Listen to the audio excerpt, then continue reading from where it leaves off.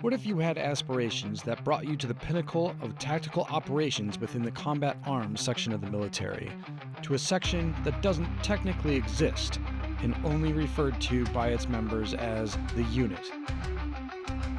What if you were kept on the bubble and at the ready constantly, forced to perform at a blistering pace with a sense of speed and urgency, but with superhuman precision?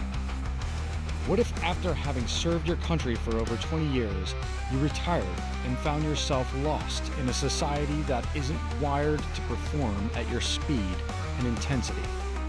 What would you do?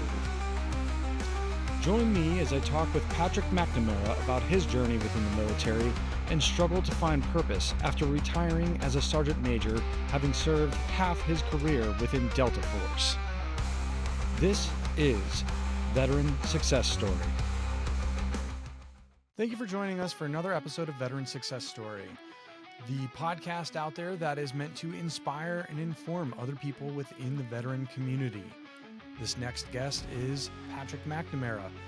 He served, I think it was 22 years, starting off as airborne, then special forces, moving on to a special forces unit within Germany during the Cold War era, and then lastly, finishing up within what the Army, or what the members within call the unit, or what other people out there in Hollywood knows as Delta Force. I know there's a stigma around Delta, but for good reason, and I know that even I had written some stuff in there to where we had worked alongside of some of those agencies, to where even the DoD, when I put it in the book, it was secretive to the point to where they pointed out and said, hey, whoa, nope, redacted, take that out of there. So there's a stigma, mystery, I guess. But in talking with Pat Mac and our conversation, he's just another person who cares about people out there and is using those military skills that he learned within service, and that trade craft and skill craft, if you will, in order to help others out there within society, to take the skills that he was given within the military and translate them into not only give them to other military members, because field craft, street craft, as he put it, is something that's disappearing. So this has kind of been his passion, his focus, and spreading this stuff out within society, within the veteran community, and making better people through it. So I hope you enjoy this next episode. Follow and subscribe for more. But thank you for joining us on another Veteran Success Story. Today on Veteran Success Story, we're joined with Patrick McNamara. Man, just the list of things that you do in the background. I knew about a few things, but once I started getting into research, I didn't know about Sentinel Foundation and everything else. So we'll try to hit everything. If I miss something there, and I'm going to, it's just, you're busy and you stay motivated. You're just that constant go guy. But, thanks for coming on the show. Oh yeah, you're welcome. Yeah. And thanks for having me. It's funny you said that. You're a constant go guy. People ask me now, when they see me, they say, how you doing? Are you really busy? I went, no, I'm as busy as I want to be. Well, I like that. I've hit that point in my life where, I am busy, but it's not because, it's because I choose to be. It's not because, oh my God, man, I have all these commitments and stuff's falling through the cracks, and I don't let stuff fall through the cracks anymore because I regulate what I have to do and need to do. So yeah, I'm as busy as I want to be now. No, that's a nice place to be in. I mean, that's, and with everything that you're doing out there too, it's almost like it's something you enjoy, and when you're doing something you enjoy, it's just, it's not work, but it also builds into where it's like, you're motivated. Yeah, I want to put this stuff out there. Yes, people are, you're helping people through multiple ways. I mean, that's the basic dude stuff. We were talking about that prior, and it's common sense knowledge that quite honestly is not being passed on to the new generation. So it's really cool to see you stepping up, taking some of that the skill craft, field craft. I think I've heard you call it street craft before. But taking that streetwise end of things and putting it into something easy to understand, and informing the newer generation just in their format. So it's cool to see that you adapted there. Yeah, thanks. I mean and that's one of like you said, trying to help people be better people. I love that, and I tell my wife all the time, I'm like, Rebecca, I have no idea what I'm doing. All these people are thanking me for this and that, and she says, just keep doing that, whatever it is. But I think a lot of it is, people nowadays are genuinely craving genuine. In a world of people are myopic nowadays, and we live in this copy paste world where everything's go go go, and we our attention span is less than that of a goldfish now. We're kind of devolving in a way from our primal being. So things like basic dude stuff they're meant to be fun too. And the cool thing with the BDS is that it's all encompassing. You could be a little kid, you could be a housewife, you could be a businesswoman, you could be a regular, man between the ages of 20 and 60. It just covers all of the gaps. It covers pretty much everything. I like to say that basic dude stuff is all encompassing. It really is. Yeah, it really is. And the cool part about that too is, I mean, like you're saying, it's something fun. They're quick clips, most of them 30 seconds to a minute, and people go to search out more. So then I noticed there on your mic, you have the University of Badassery podcast, which I've listened to a little bit of that with you and CJ. And some of this stuff, like, it just goes it goes deep. People don't realize. So like, you have that surface level and it's like, okay, but then like you're getting into some of the subjects. I know I think one of them I was listening to was leadership one and personal branding and stuff. But it's like you overview it and then you're deep dive, and I'm like, oh man, like this is good. You guys really pull it apart, but it's in a way where anybody can understand. Yeah, man, thanks for that. We've also done historical podcasts too. And we kind of give the Cliff's Notes version at like a 14-year-old level, because we're both, CJ and I are both pretty immature at times. We could be, we've never detached from the kid within. So we've done stuff like the Endurance, Shackleton. Which, as far as like, well, leadership book, oh my God, our survival story, I think it's probably unmatched. We've done the Core of Discovery, Lewis and Clark. We've done stuff like historical figures like Evel Knievel, Mr. Rogers. So yeah, we've reached back in history too, and had a lot of fun with that podcast. I'll have to look for the Lewis and Clark one. That sounds awesome. I haven't seen that one yet. I mean, that to me, it's still amazing to me. How because it's today. I don't think we could replicate that. We are not the same type of human being today that can do that. It's just absolutely freaking amazing, considering, the amount of distance that they traveled in unknown, hostile territory, and then lost nobody. Nobody died. I mean, one person died. It was right at the beginning. Appendicitis didn't count, but they lost nobody. It was amazing. Yeah. And considering the year, 1804, 1805, come on.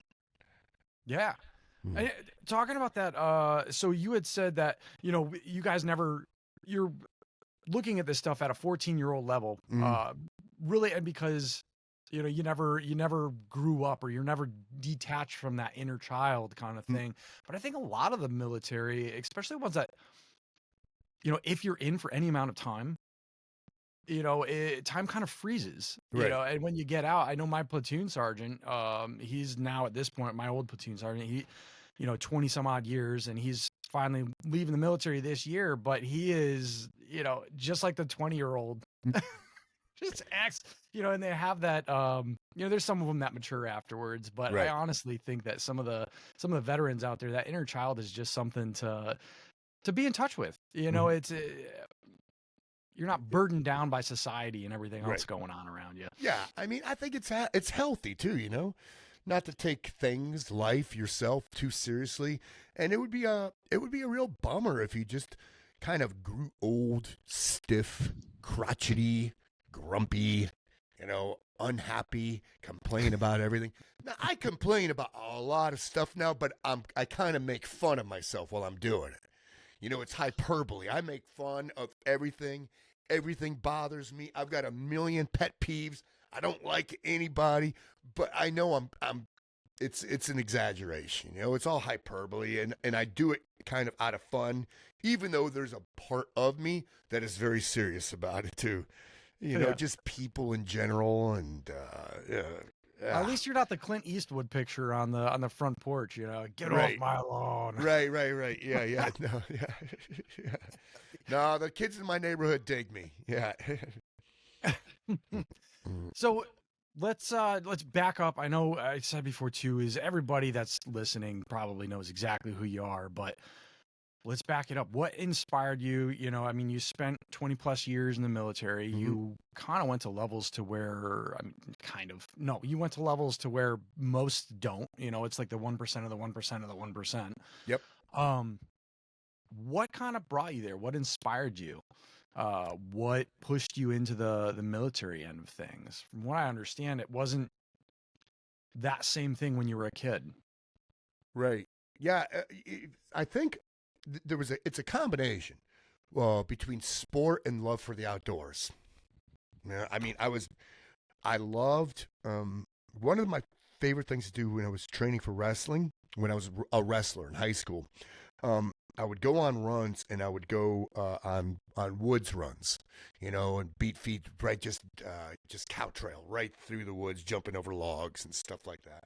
And I watched a couple military movies. My dad was in the Army, and I knew the neighborhood had World War II vets, Vietnam vets. It was a vet-heavy neighborhood I grew up in, and I really appreciated, with the wrestling thing, being on a team, and knowing that you have to be an integral component to the team, and if you want the team to succeed, you have to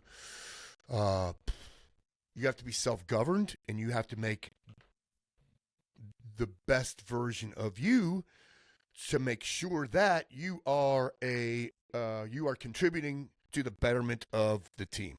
And I got good at it. I really liked winning. Because I grew up where I was not victorious in anything.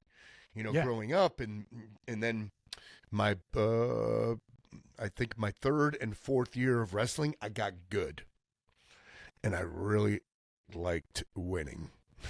And I wanted to keep winning. I wanted to keep winning. I wanted to be a part of a competitive team. So yeah, the military was easy. It was an easy route.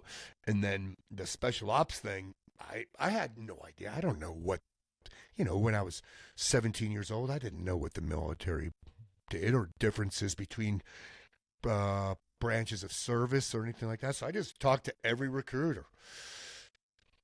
It's as simple as that. And and they lied to me, and here I am. Now, did they say something about airborne, like right off the bat? Like, what attracted you to the airborne end? No, I just asked all of them a stupid adolescent question, that a 17-year-old high school wrestler would ask. What is the hardest thing I could do in the Marine Corps? What is the hardest thing I could do in the Navy? What is the hardest, I just went to each one of them and kind of did that kind of interview. Yeah. And at the time, the best answer was the Army. They gave me the best answer because they had what I call fast track to badassery access, where the other ones, it was more of a crapshoot. You had to go down different avenues of approach in order to make it that far. And then you're at the mercy of that branch of service, where I like that the Army had fallback stuff. You know what I mean? You were able to fall back, and then you could pick up, even though you fell back, you could pick up and restart again. But at the time, the Army had both Army Airborne Ranger available to me and Special Forces. They had the Special Forces baby program in place. Oh, yeah, X-rays. Yep. I was one of the first ones. I was Gen 1 X-ray. Oh, no kidding. Okay. I enlisted in delayed entry 1982, went in August of 1983. Yeah, and then started the SF course on my birthday, 1984, 19th birthday of 84. Okay. March. Yep. How was how was selection then with cadre as much of gatekeepers towards the... Yeah. They absolutely were gatekeepers. Probably more than now. But, and it wasn't even called selection. It was called pre-phase.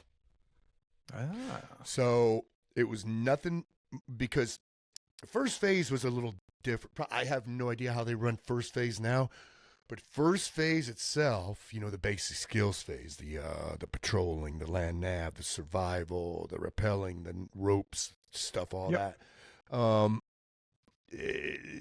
That was kind of a breakdown phase as well, just smoke fest. Yeah.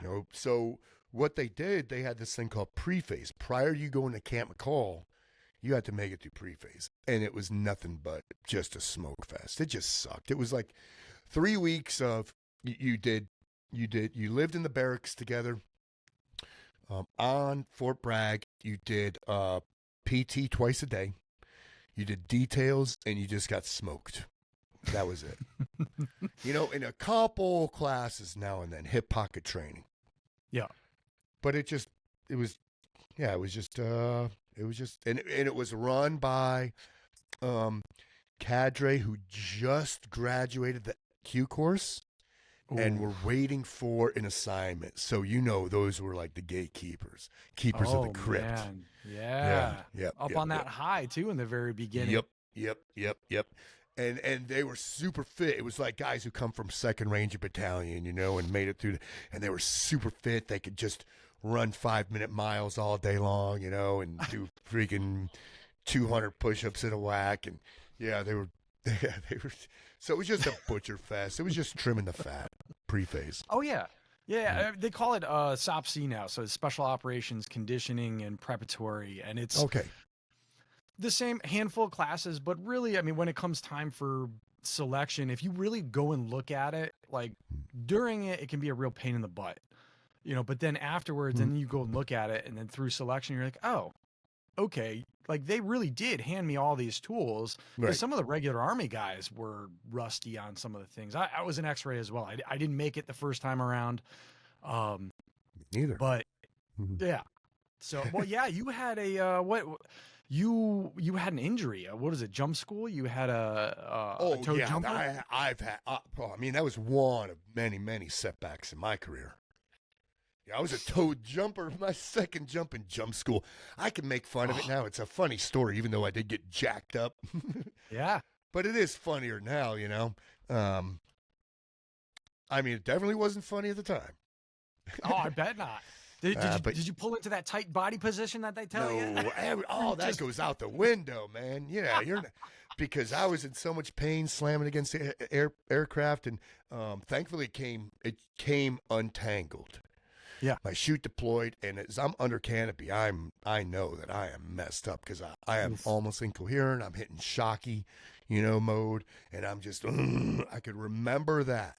Just, not being able to verbalize or just moaning and groaning. No sense of brakes or toggles or risers, slips. It was just bag of shit underneath of a canopy and hit the ground. All from the sky. Yep. Yeah. But it jacked me up, man. Pulled my bicep into my forearm, broken ribs, dislocated shoulder, concussion. So yeah, minor setback in jump school. Yeah, what thing? Just a Yep. little, Yep. just a little bit. Minor Oh setback. man, I've been on one jump where a kid got his bicep pulled like that, and it's man, it's just got. I mean, just no joke. Like Yeah. it's just, and you're looking at it like, oh my god. Right. It's gross. Oof, Mhm. oof.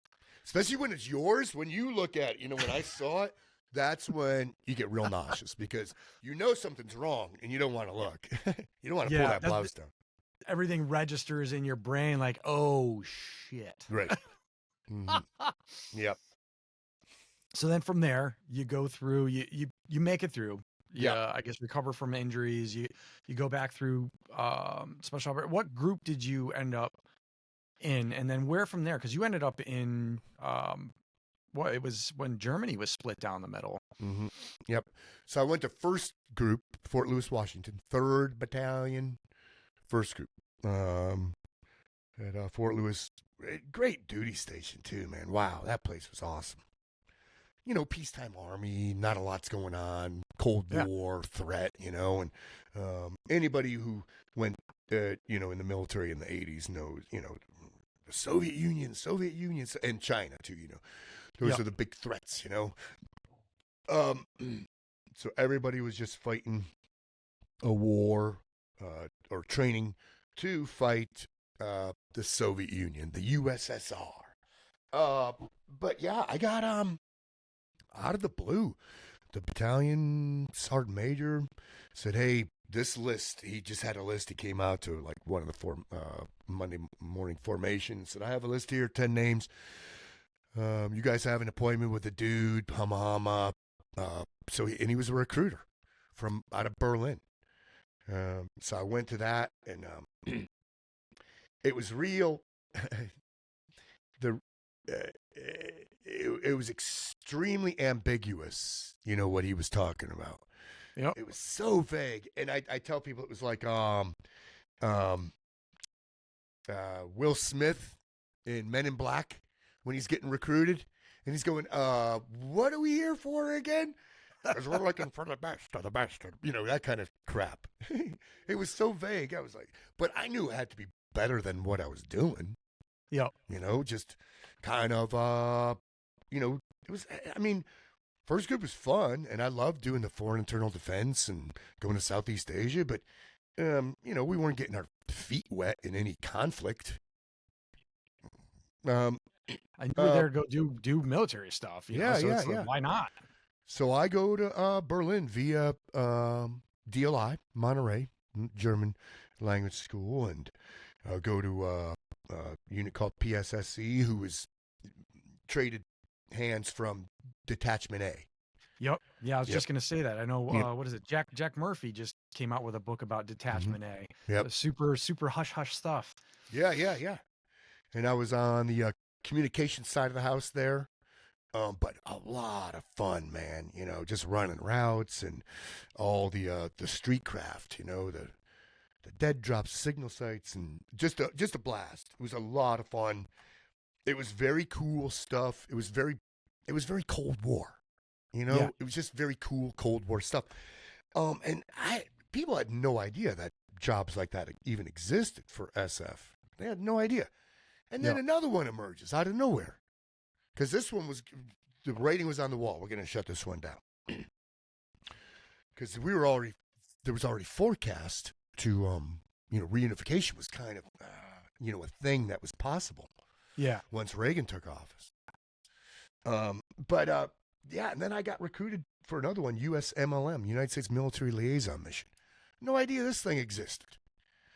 And I met the criteria for them. And that one was completely different in that we were now on the other side of the curtain, spying on the Soviet army in Soviet-occupied East Germany. So the first one I was working in Berlin, West Berlin. Now I'm in Soviet-occupied East Germany. Yeah. Doing this overt spying. Okay. You know what I mean? So, not covert. I was wearing a uniform, military uniforms. We had a cover for action, cover for status. What are you doing here? We are a liaison unit for the Soviet military. Yeah, sort of like a diplomatic type cover. Right. In a way. Right. Yep. And they knew what we were doing. It's all cat and mouse. They were doing the same thing. Yeah, both sides. But dude, was that cool. I mean, hairy stuff too. Like hairy. Plus they had, carte blanche. They had to just smoke your stinking ass if you were caught red-handed doing something shady. Yeah, you're relying on that whole, well, we were told if we could, Right. we're supposed to be here. No, it's okay that we're diplomatic. Yeah, you see how Russia Right. rolls and stuff. You see the stuff with Ukraine where, there's, oh my gosh, just literally some of the stuff you see out there that they're posting, not only the drone hits, but then some of the atrocities on both ends. And it's just, people they have don't different understand rules, that. man. They have different rules of engagement. Totally different. Yeah, they have different mindset too, man. They're hardy folk, bro. Yes, they are. They're way hardier than we are. And that was one of the things that struck me when I was working over there was, being in a hide site and watching the Soviets through, excuse me, Steiner stabilized binos. Yep. And just going, damn, man, these guys are hard. Like watching a PT or watching a Spetsnaz water jump in February. And them swimming their chutes, and there's no boat out there. There's no recovery boat pulling in their chutes. There's no Zodiac. These guys are swimming their chutes back into shore. Man. Oh, wow. And then watching them, they're just used to like real shitty conditions, working in adverse weather and just in gray, dingy, cold, wet conditions. Like watching them do PMCS to you, Ural 375 or a ZIL 131 or a ZSU or a Beater 80 out there in the snow and drizzle with T-shirts on and just covered with mud. I mean, they were just hardy people.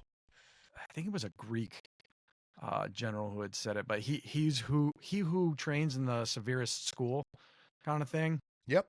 And that's, you go through the shit. You get psychologically prepped and conditioned as well as physical at the same time. In like special ops in any part of the world, we train.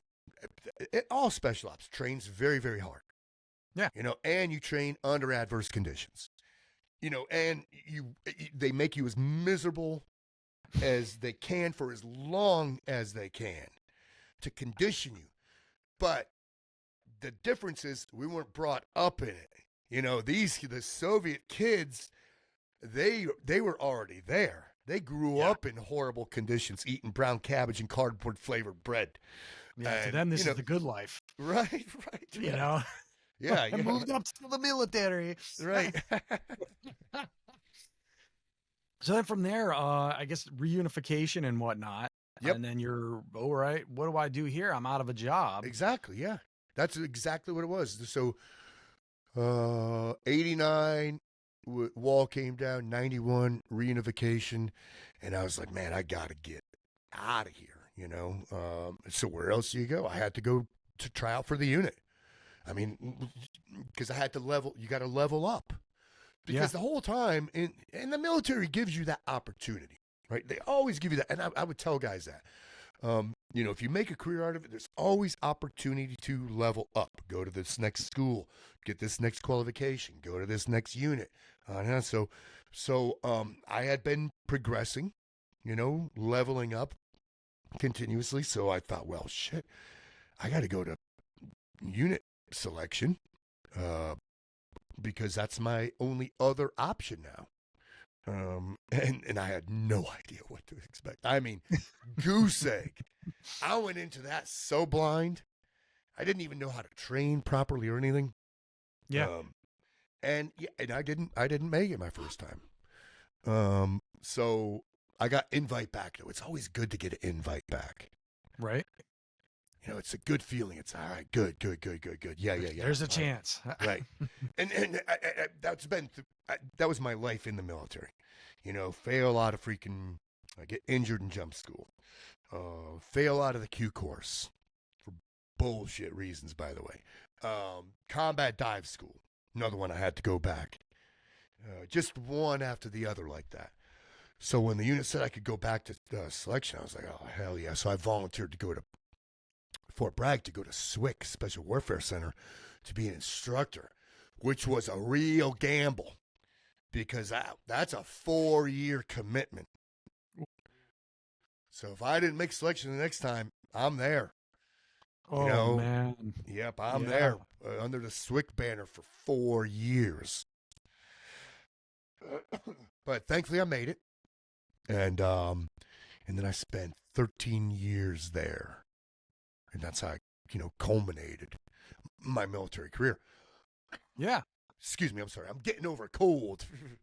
No, you're good. You're good. Yeah. I know there's always something going around, especially, we've had that cold snap and whatnot as well. I'm up in Maryland, so a little bit colder, not really. I grew up north, so I love the cold. Give me cold weather any day. So going to North Carolina and then spending 9 years there myself. Woof. It's hot, humid. Yeah, so we're going through this. The whole nation is this polar vortex thing. I mean, There's a lot of weird stuff. Yeah, I've been in North Carolina since '91. I've never seen a winter like this. This cold for this long. And tomorrow night, single digits? Single. Really? Yeah. Oh, man, I didn't know that. Yeah. Yeah, see, I'm a gardener, too. I'm an avid gardener, year-round gardener. So, I mean, I have crops to tend to, which I'm going to see how they weather this storm. It's only a few more days, and then I think we're out of the woods. I think it starts picking back up again. Normal temps. You have to cover them with plastic or anything like that? You know what I did? I covered like half of them with plastic bins just to see the difference, because if I bought a store out of plastic, big plastic storage bins, clear ones, Yeah. So I almost made like mini greenhouses for a bunch of my beds. Yeah. So we'll see how they work compared to just open. But the only thing I grow in the winter are hardy plants, collard greens and broccoli. There you go. I mean, and is that? I've seen garlic. It too. I mean, it's big. Your garden stuff. Oh yeah, Is that like what you're going for? Like, forget going to the produce store or like getting stuff from there. Absolutely. Nice. Anything we buy in the grocery market is poison. We're the only country in the world who purposely tries to poison its occupants, its residents, its populace. Yeah. We're the only ones. Everything you buy in the grocery store is toxic.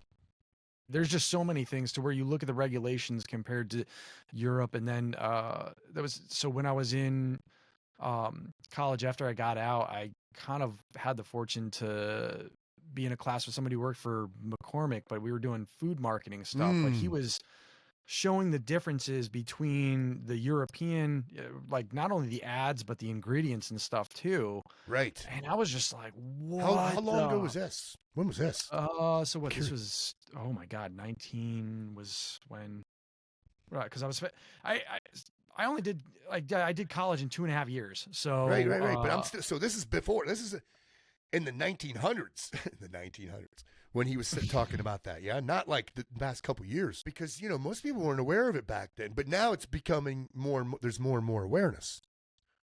Of all the toxic crap that's in our foods. Soil content too. That's another big thing, is like the fact on how they do factory farming, right? And they're really just leaching all of the nutrients right out of the soil. So when you end up with the final product, there's really nothing. It's empty. It's empty compared to because it's, a lot of it's educational, but a lot of it's regulations too, which is bullshit.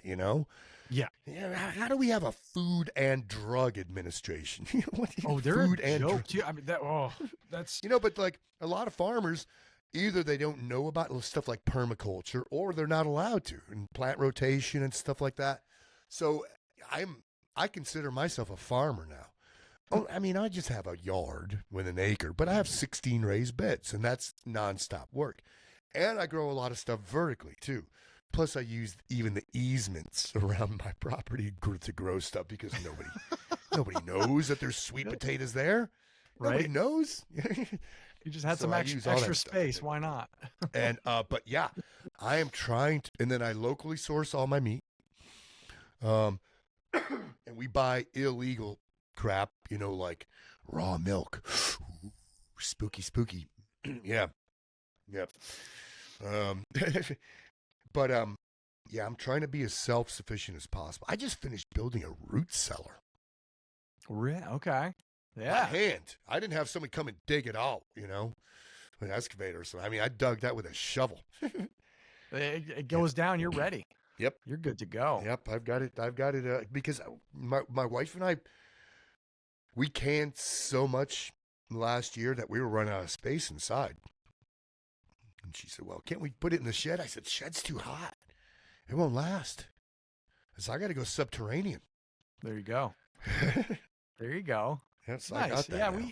we had something old school growing up. And there was somebody who kind of did that, like a root cellar down there, and there was the, sectioned off stuff with the shelves and all that. So Yep. it was interesting to see, because this is a 200-year-old house and stuff. But yeah, interesting to have that other stuff built in. We never used it, I mean, but knowing behind it what it was for, Right. and it's like, man, they didn't have refrigeration like they do now.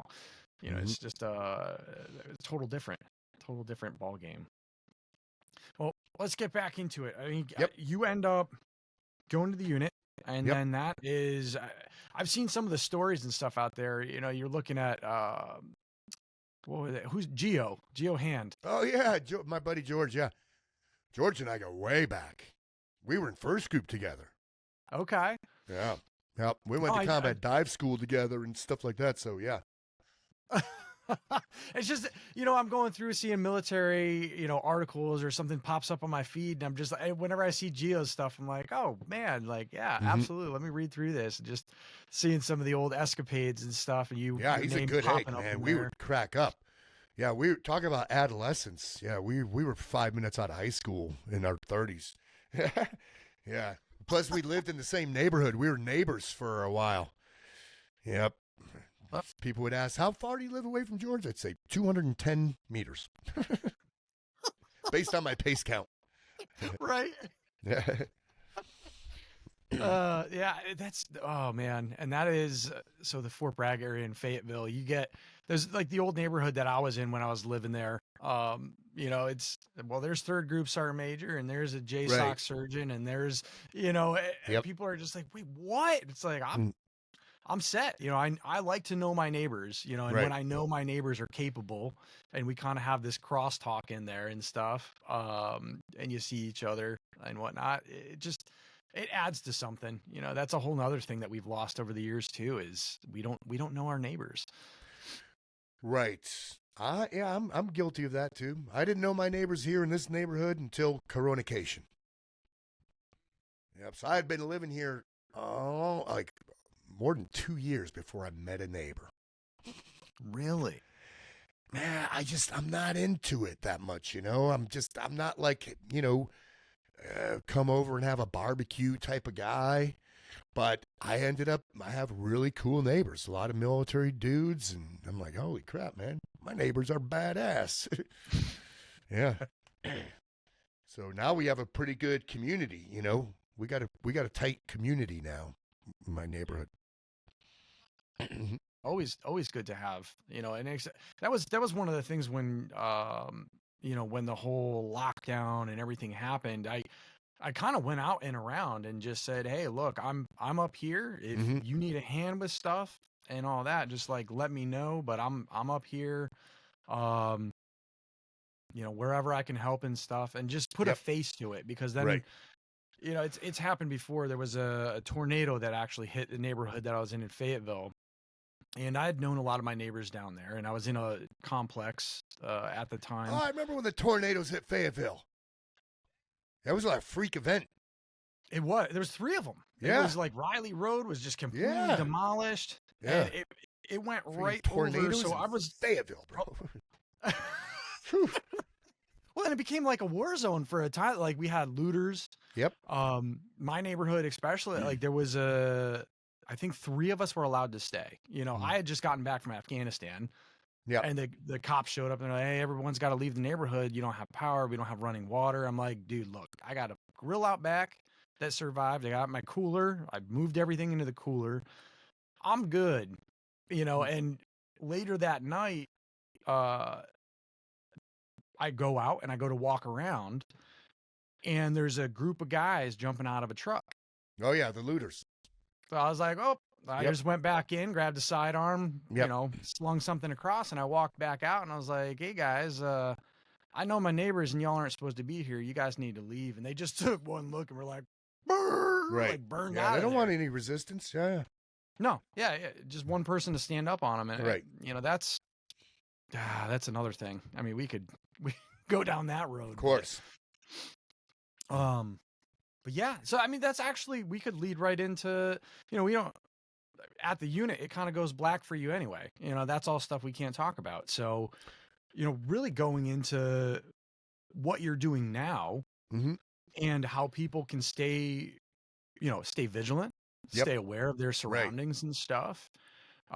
That's a lot of, you know, what do you see kind of just with how people are just blind, you know? And well, especially now, I like to say that I have this mantra I've been saying now for like a year, and it runs something like this: we human beings are devolving rapidly. We are slipping further and further. We are distancing ourselves further and further from our primal being at a rapid pace. So yeah, we are really fading fast, and a lot of it's just because of, you know, it's technology, stuff like that. The one thing that we're losing faster than anything is just you know, primal type of defense mechanisms, intuition, situational awareness. Yeah, you know, we're just relinquishing those things. We're just getting rid of them, which is like, it drives me crazy. I wrote this thing, I think in 2012. It's like when I first started on my own journey under my own company, T-Max. I wrote this book, Sentinel, which is, you know, how to be the agent in charge of your own executive protection details. You take what an executive protection detail, and you whittle it down into like a micro fashion where you're still doing everything that an executive protection detail does, just on your own. Yeah. You know, it's EP, executive protection light. But even just having those pieces of tradecraft puts you already like light years ahead, because you're thinking, you're you know, you're constantly thinking. It's the same thing as going out on a patrol, you know, to where if you're doing it right, your mind at the end is exhausted because you're constantly looking, you know, hey, is this where's this? Where would be the right. Yeah. So on patrol, you have to be, you know, we could talk about like Cooper's color code, you know, from white to red. White, you're in zombie mode. Red, you're fighting for your life type of thing, you know, and then you have yellow and oranges and all the different shades of those. Excuse me. But so on patrol, of course, you got to be, you know, on alert. You're almost into the orange a little bit, you know. Yeah. I just tell people, you know, out and about, just take a look around, man. Just stay out of the white, because too many people nowadays are just walking around in 45-degree syndrome. Yeah. They're blind, man. People are not awake anymore. You know, there's a lot of people who are woke, and those people aren't awake either. So it's a rare thing. My wife and I, we will recognize people who are awake because people who are awake recognize one another. And there's very few people who are awake anymore. When you're out and about, most people are just blind to the world around them. They're completely oblivious to anything that's going on. Yeah. Anything. And they're conditioning their kids to do the same at a young age. You know, they're robbing their kids of all creativity, imagination, intuition, all of that. They're snatching that from them before it's even fully developed in their little freaking eggshell minds. So, yeah, I mean, I try to, with the, with the Sentinel stuff, with the working out stuff, with the basic dude stuff, trying to just make people better people. Just look around, see what's around you, man. Even as simple as with the basic dude stuff, there's periodical clips where I say appreciating Mother Nature is basic dude stuff, which means you have to take a look around, man. You got to look around. So yeah, I mean, I'm going to do what I can while I have this time on this planet, and see if I could have or make an impact on others. And and I know that I am, Yeah. but I know I'm just one tiny individual amongst billions. So where is my influence? How great is that? Man, it's a drop in a bucket. I get it. But the thing is, I want that drop of water in the bucket to matter. Yeah. Because those people become drops too, or have the ability to have the same influence, a drop in a bucket. Yeah. So, it's satisfying. When we first got on, I was talking about, 2009 before we left on the deployment that my book's about, Yep. that you ran the course that became, what was it again? Cat C. Cat C. Mm-hmm. And you ran it with the NCOs of our battalion, or was it brigade or battalion when you did that one? Brigades. Okay. Yep. So, but our battalion came down, and then all of our guys are going, and then kind of in that train the trainer fashion, they're spreading that knowledge through there, and that's where, as far back as 2009, I remember them coming back, man, they brought in this crazy freaking retired Delta guy, and they're showing us this and that. And well, a lot of the stuff that you trained during there, though, was stuff that helped us out significantly. Because, I mean, a lot of the push was shooting from behind barriers. Yep. And that was one of the biggest, pushes that they had been like, hey, this was in this particular class. And I think they also did a Tiger Swan. Yep, Tiger Swan. Classes. Yeah. Yep. So there was that stuff. But I mean, that alone right there, and that's where my awareness of you kind of came from originally, and then seeing this through the years and whatnot. So, I mean, you've done more than you think. Yeah, I mean, it's nice. I appreciate it. I still got work to do. I'm not out to change the world. I'm just out to change for the better anybody within my reach who needs it. I'm not saying I have the answer, or the solution to all of the problems, but if I can make a difference, I'm thrilled to make that difference. Thrilled. So going from there, that was, if you want to back up to 2009, like that's right around when T-Max kind of came to be, wasn't it? Like right around, you were let go. You kind of almost had, from what I understand anyway, there was an implosion. There was like a bad marriage. There was, you just got hammered, like hit after hit after hit. Yep. All angles. 2010. Yep. I got laid off. Had no idea what that meant. I don't even know. What does that even mean? Because, I'm in the military for 22 years in special ops. Yep. And you don't think about job security. No. You think about getting in trouble, getting yelled at, getting smoked, but not getting fired, like, you're out of here. So I get laid off. My marriage at the time is in shambles. The gal I'm married to, she's a victim of the mental health system, so prescription meds and booze, which is a bad combination. So anybody, having a bad marriage is one thing, but when you struggle to keep alive, you have kids and they're being affected by this thing. Yeah. So now you're doing double duty too. So I to her chagrin, I generated my own business. The gal I was married to wanted me to work for somebody else again. Pick more low-hanging fruit. Mm-hmm.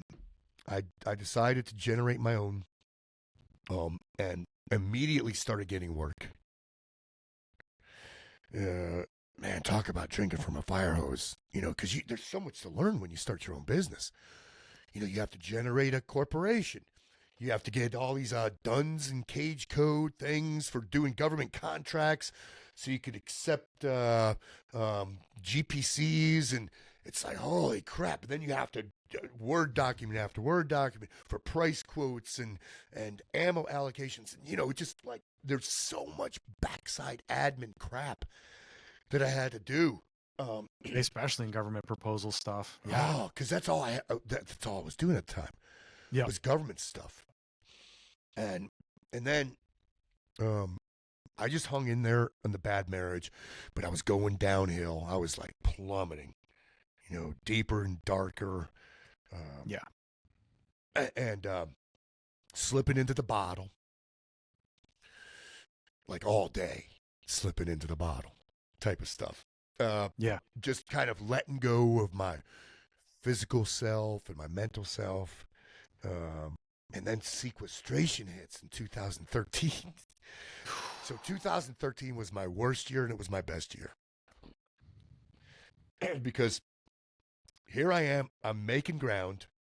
I'm getting some business. It's all government contract stuff. My marriage sucks. I just got a separation.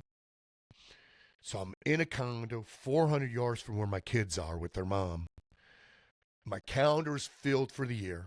Stuff with, stuff like Border Patrol, 82nd Airborne, Secret Service, all government contract stuff.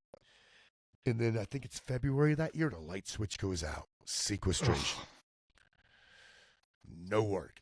So I'm already, too, because of the separation, $80,000 in credit card debt. Because I had to absorb the debt that she created. I had no idea that we were in this kind of debt until I had to consume what she was spending. So I got this $80,000 freaking monster on my back. Calendar's full. Light switch goes out. No work. Trying to get a divorce. Paying a high-dollared lawyer. Trying to get custody of my kids. In a mommy state. It was just an amalgamation of absolute crap. Yeah, that pile right there is where you see a lot of guys just say, this is it. Like, I'm done. I cannot. They throw in the towel, and, they're another statistic. Yeah, I mean, what do you do, right? What do you do? So I think I just came from that generation. People say, like, well, what did you do after you were a toe jumper? I got better and went again. Well, what did you do after you failed the Special Forces course? I got back on my feet and went again. So I was given another chance. It never occurred to me. The whole quit thing? Yeah. It just wasn't, it's not a part of the fabric of who I am. So with all that shit happening around me, you just keep freaking pushing and sending out, star-bursting signals to see who's got employment for you at the time. That's all. Yeah. And then you gather some money here and you pick yourself up, you dust yourself off, and you start climbing back up the hill. And it worked out. It took a long time. Everything takes time, though, It does. It all takes time. But it was so 13 was my worst year and my best year. Worst because of all that stuff. Best because that's when I found or started a new relationship with the gal I'm married to now, Rebecca. Makes a big difference. Dude, this was, at the risk of sounding freaking corny and romantic and all this bullshit, I realized when I met her, I never knew what it truly meant to be in love romantically. Mm-hmm. Never knew. And I had been in a series of different relationships. I had been married twice before. But and I still, we had this talk yesterday. We're 11 years in, and we had this talk yesterday where we looked at each other and we both kind of said how grateful we are for one another and that we don't take it for granted. Yeah, that's big. Because I think about it all the time. I'm like, dude, I am blessed, man. I live in a stable home where I'm busy. I don't have debt. I own stuff. I got my wits about me. I got my health. I have love. I have all this stuff, man. Not everybody has this stuff. I mean, I don't have, wealth and power, but I don't know. That's not, I have happiness. I have fulfillment, which is very, very cool.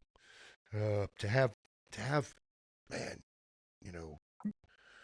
Well, you even get those people with wealth and power, and you could just look at some of them and you just know they're miserable. They're constantly caught up in their own, whatever it is, whether it's their search or their journey or, but they haven't got it, and they don't feel fulfilled. There's no purpose there, and they don't have a strong support system under them. It's all built on that false end, because usually someone that's their end goal is they're filled with a bunch of other, power and money driven people. And the second that, you slip up, you're under the rug, you're gone. See ya, because someone else is going to take your place that's in that same. But if you have that strong foundation and you have that support system behind you and you've built that foundation the right way, you can't go wrong. And it takes, and here's the thing too, like, I think we didn't say this on air. We said it before when we started up, when you and I were chit-chatting, but I mentioned that I'm as busy as I want to be right now. So, and it took a while to hit that point. I mean, a long time. But what that is freedom through discipline. Mm-hmm. I mean, I didn't get to a point where I could say, I'm as busy as I want to be by sitting on my ass and freaking, just watching the world around me develop. I'm developing the world. I'm a part of it, man. And you're leveling up as you go too. Right. Leveled, continuously. And the grind, man, I worked. I mean, worked. I tell people that for a decade, my pace, my work tempo would have killed a normal human being. I mean, it was like, holy crap. I mean, I really pushed for a long time. There was no break. Yeah, no break. 10 years, I was doing 4 courses a month for 10 years, 4 courses a month, traveling on an airplane for most of them. Every week, different state. 10 years. Dragging 2 big Pelican cases with me. Shitty flight, shitty rental car, shitty hotel, shitty range. 10 years. Every week. You'd get done with it on Monday, or you'd fly home on Monday, do your admin, your banking, your taxes, your fulfillment, your registration, your maintenance. You pack up on Thursday, you leave on Friday. Rinse and repeat, rinse and repeat, rinse and repeat. On and on and on. 10 years. So I remember looking just like this. My year calendar is right here. And I remember in January of 2020, looking at this calendar and going, I'm exhausted at that point. Exhausted. Yeah. January 2020. And I'm going, damn. But I'm also thinking I'm very blessed. The calendar's filled. It's filled. 4 courses a month. That's a lot of revenue. It's a lot of work. Because at the time, the wheels on the bus, Yeah. It was, I couldn't stop the momentum. When I would finish one course, people were asking me about next year. Yep. And you can't say no to next year because you don't know what what next year is going to bring. So you got to fill next year's calendar. You have to. Yep. So there was no end. There was no end in sight. I'm looking at that calendar. I'm going, I don't know if I have it in me anymore. I don't know if I could keep up the Mac show. You know, boogers, get you some, gas it up and burn it down, you know, constantly. And then the teaching and the 15 new people every week and working with 15 new strangers with loaded guns every week. Yeah. And then what happens? Coronacation. Yep. March. So for me, I understand that a lot of people suffer because they were out of work. I don't have buy-in on COVID. Sorry, people. But people suffered because of lack of work. Children suffered, especially, which sucks, which is absolutely criminal. You know, children suffering that because of greed. Yeah. Was to me an absolute catastrophe. Heads should roll still to this day, because those same children are still suffering. So I understand that, right? But to me, Coronacation was the best year of my life. It was a rebirth. So that was now the second time I got a second lease on life. The first time, 2013. Worst year, best year. I thought I was done. I mean, everything was ruined. Everything was just horrible. Horrible. Pulled myself up out of that one, then 2020. I mean, I was in apps, but in when that happened, there was this sense of not elation, because I did know, because I had buy-in like everybody else did at the beginning for about a month, and then I realized, oh shit, never mind. I'll go along. This is a psyop. Yeah. I'll go along with most of this. Yep. And the smart people, you guys can believe it all, because after all, you're smart. So I think it was in like 2017. I it finally went into the black, and I was saving money, and I was no longer robbing Peter to pay Paul. That's how long it took. So that was 2017. So now I had a surplus. So when 2020 hit, Coronacation, I canceled every one of those. I emailed everybody and sent them all a monetary refund for their deposit. I had that money. Damn. I don't know how many checks Rebecca and I wrote, but I mean, we were writing checks at the kitchen table, putting them in envelopes, sending them, putting them in envelopes, sending them. But I had it. And here's another thing that happened. It was a cool year. In 2019, I developed, I'm an idea guy. There's always ideas. They're popping. They're coming in and out and blah, blah, blah. And thankfully, I have smart people in my life who could raise the bullshit flag and say, that's a great idea, or, dude, you're an idiot. That'll never work.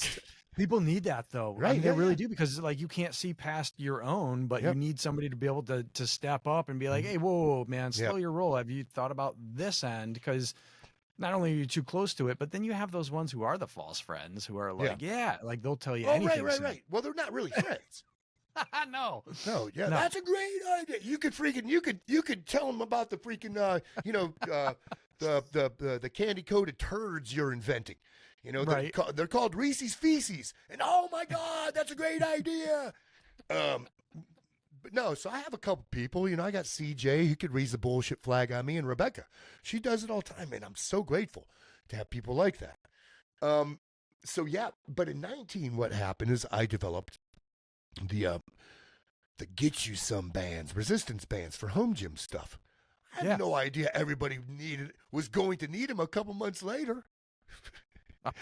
And that's what happened. Everybody needed them a couple months later. Is that how you ended up on Rogan? No, because I was in 19.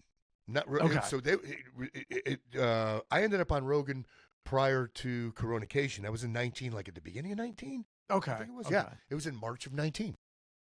Yep. So these are all new chapters since Rogan. He would have loved this story, a follow-up. But I was making bank. I mean, like a living selling rubber bands. So much to the point that, Rebecca and I were in our backyard, and I mean, like I said, for me, it was when we March, April, May. I think for those 3 months, everything was closed. So she was out of work. I wasn't doing anything, but I was making a lot of money. I mean, oh yeah, it was a lot. The fitness sector went crazy. It was a very, very honest living. Yeah. And we realized people aren't doing this. People are out of work. Kids are suffering. So what do you do now? You got to give back to your community. Yeah. So that was the hard part, because there were so many scam artists during Coronacation. A lot. A lot. But we got a friend. It wasn't just Fauci. Right. No, not just him. But we got a friend. Her name is Fallon, and at the time she was in charge of the girls and boys clubs of Moore County, and we knew her. So that was one of our charities. Now, it's like, because they were running lunches, because kids weren't eating, man. Kids weren't eating. They weren't eating. They had no food. Their parents couldn't put food on the table. Right. Kids were starving at my county, and I don't live in a poor county, but there are poor chunks in my county. So we started doing that. We brought on like 3 different charities, and we were giving away most of, because I already settled my debts. We already paid for, because we didn't know how long this thing was going to last either. The Coronacation. Yeah, nobody did. So it was good lesson learned. But the other thing we started doing is, that's when we really started picking up our gardening. Self-sustainment, because Rebecca and I were already preppers. Which, by the way, when Coronacation hit, we didn't need to run to the store to get toilet paper. We were unlike most other people. Yeah. The only thing we needed was booze. And then we started making it. There you go. Yeah. But we didn't need anything. But ever since then, we became more. Anything that happens, any kind of event like that, we learn from it, and we up our prep game. Yeah. I mean, even since Coronacation, several things have happened here. The electrical substations were sabotaged, and out of electricity for 6 days. We had the gasoline crisis where the pipeline was hacked. No gas in the area for 6 days. Just one incident after the other. We're ready, man. Ready. Always. Rebecca and I were ready for all these things. Everybody else is freaking out. Not everybody. There's a couple. A few like-minded people. Yeah, so here we are, in 2020, working out, making beer, and selling rubber bands. And then that the involvement with the kids and everything, is that what led to Sentinel Foundation? It just... No, you know what? It's always... So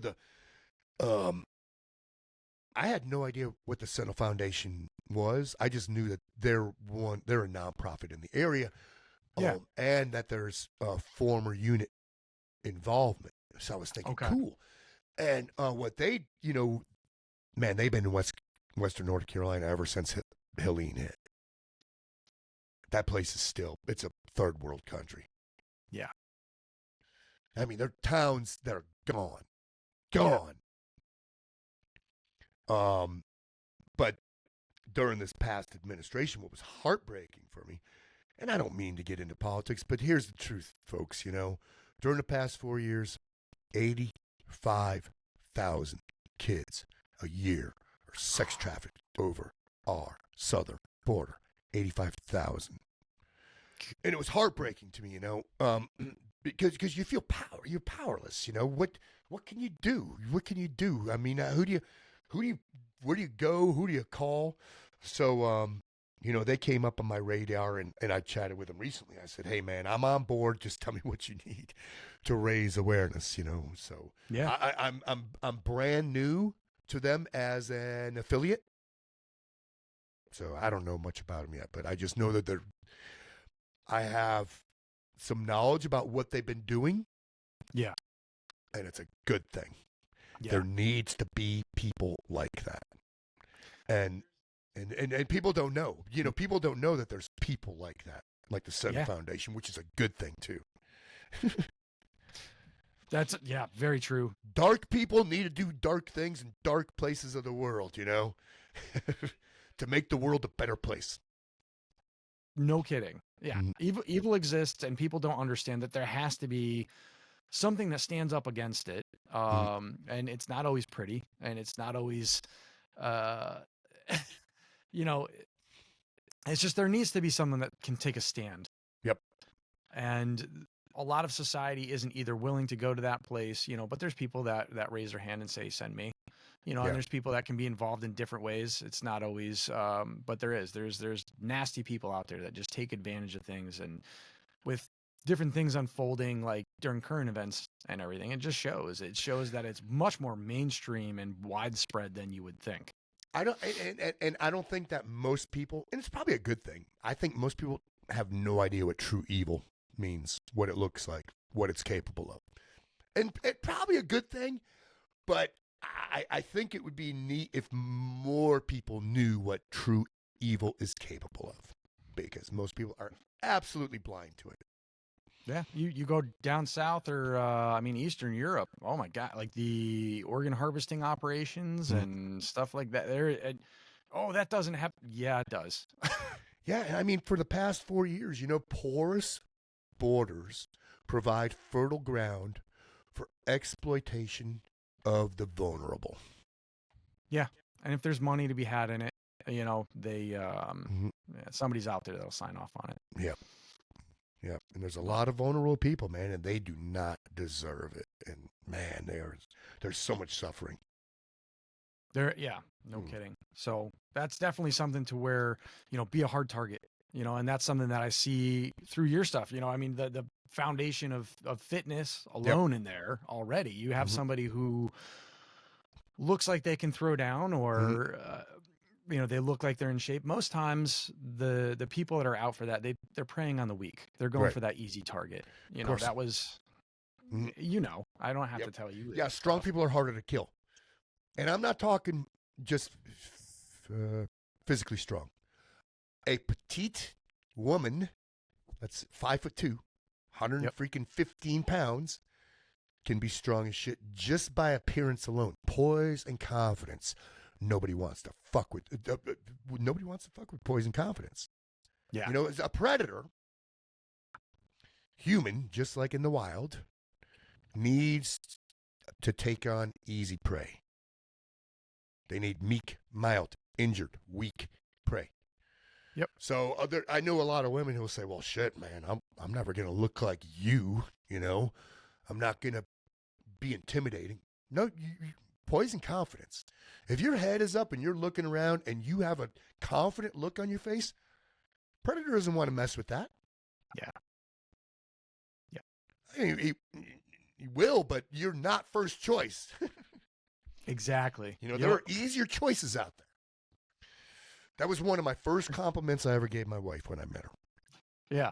Yeah. Besides I like the way that your arms connect to your body. That was one too. It was my first compliment to her was I looked at her, I said, poise and confidence. She goes, huh? I said, that's the way you carry yourself. Poise and confidence. And it was a real turn on to me too. I think it's sexy as hell too.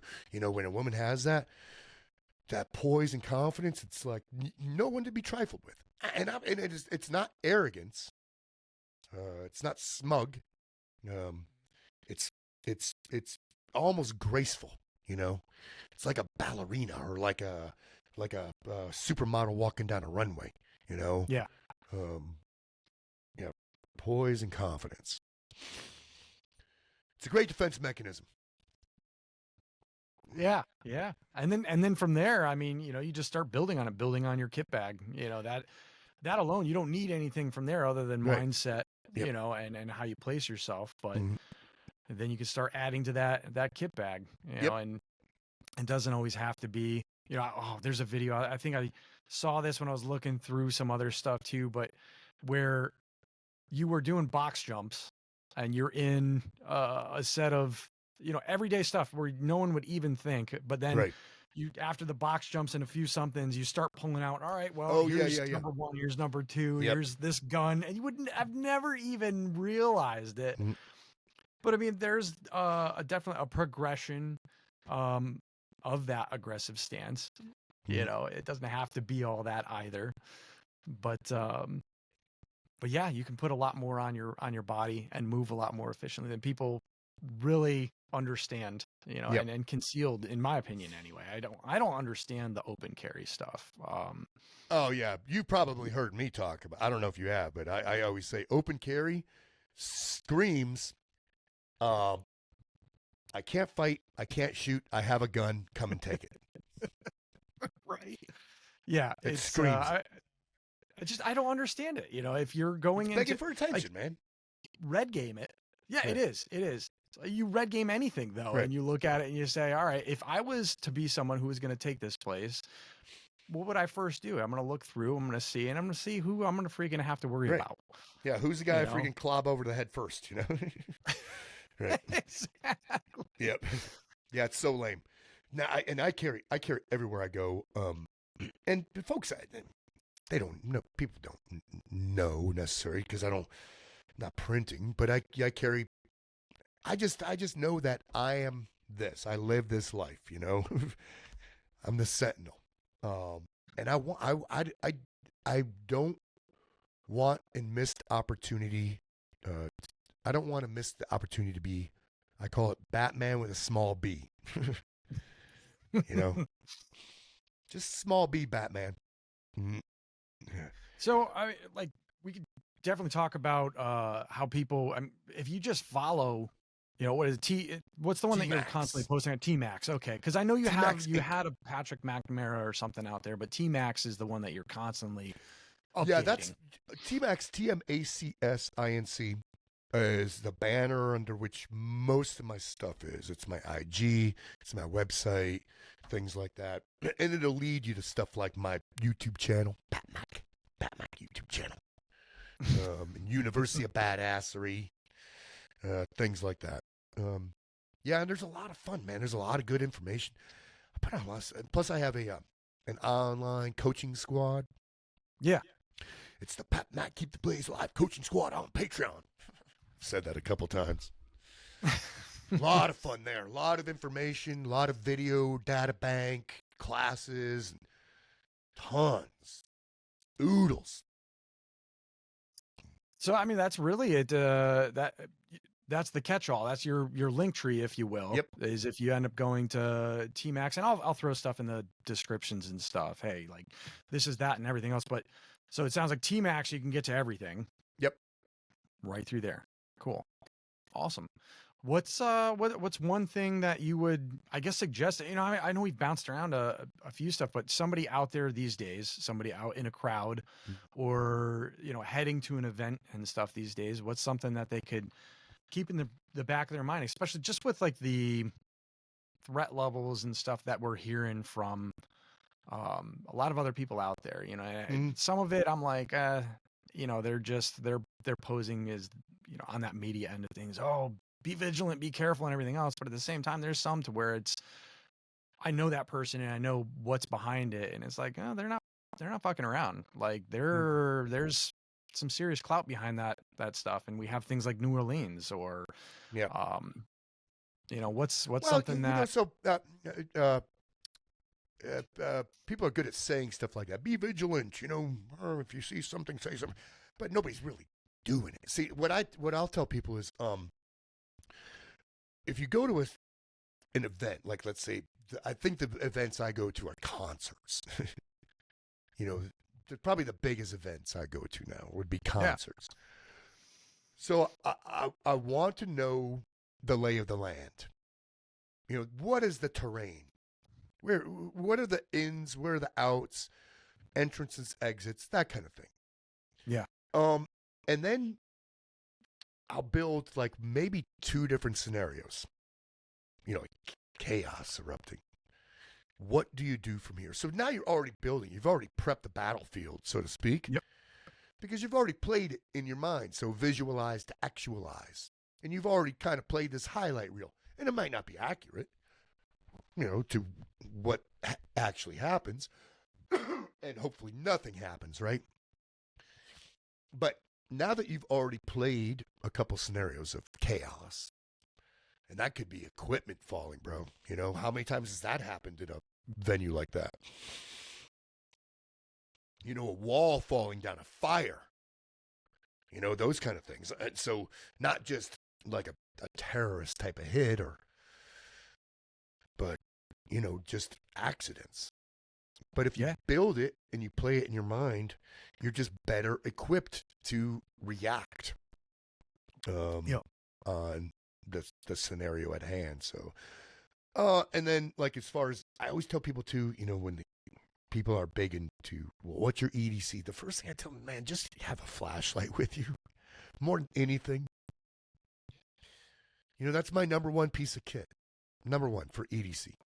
Most guys, the tangible kit. Number 1 is just this right here. The mind is the greatest weapon. All it's a supplemental.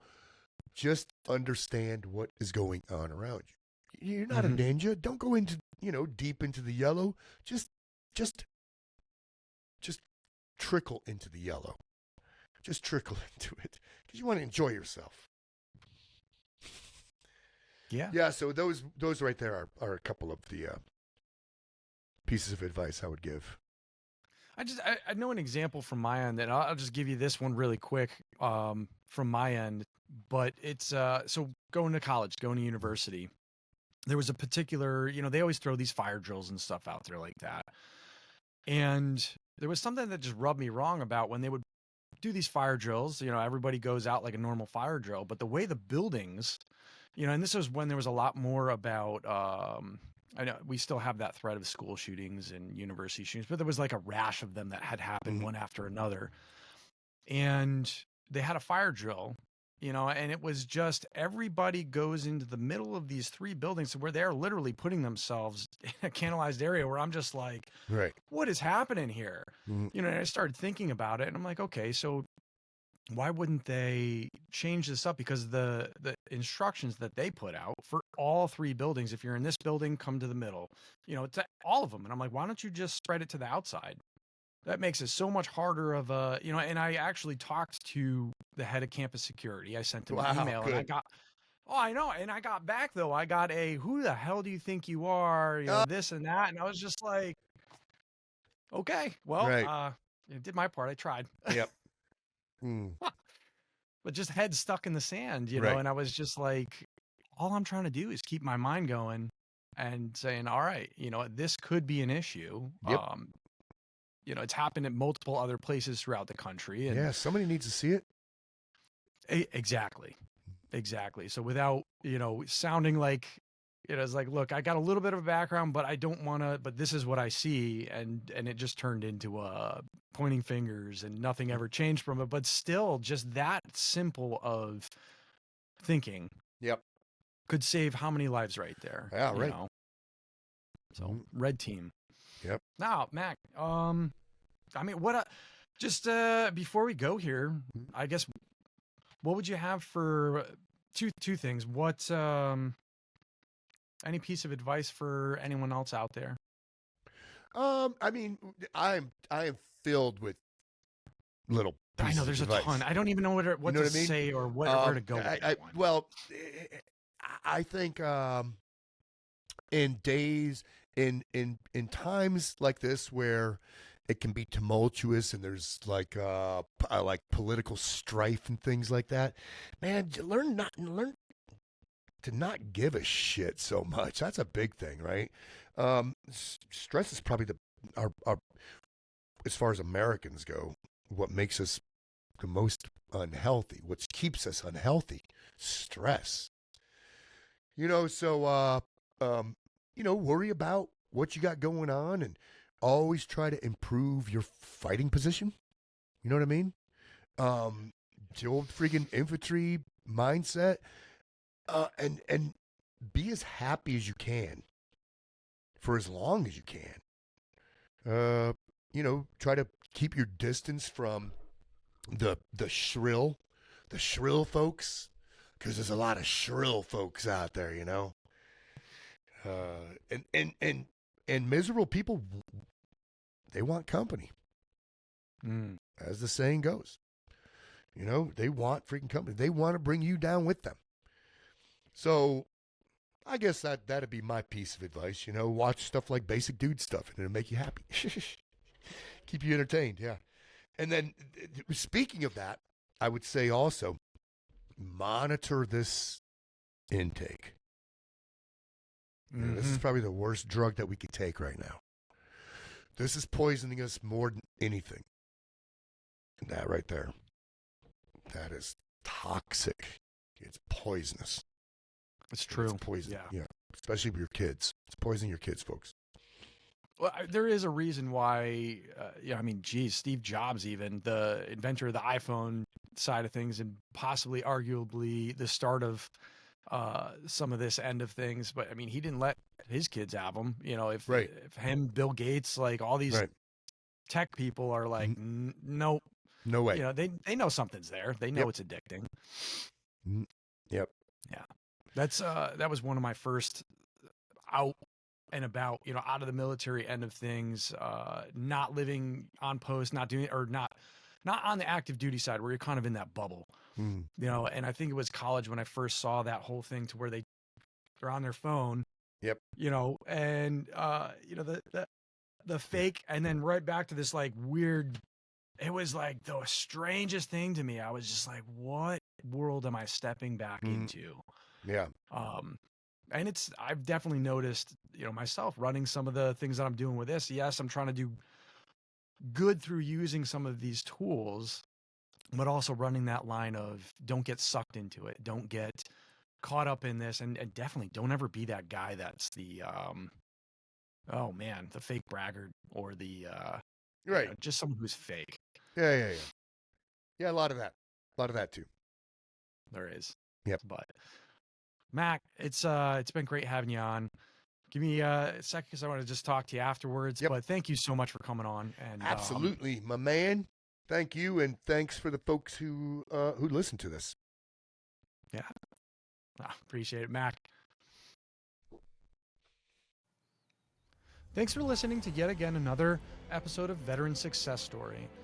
Follow and subscribe for more great episodes, as I have another one coming this next week, to which I'm sure everybody is extremely excited to get into.